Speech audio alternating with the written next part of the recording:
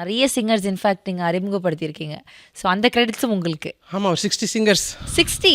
Okay, I don't know the number but now it's clear. 60 singers. ஒரு பயங்கரமாக ஹாப்பியாக இருக்கணும்ல இதெல்லாம்.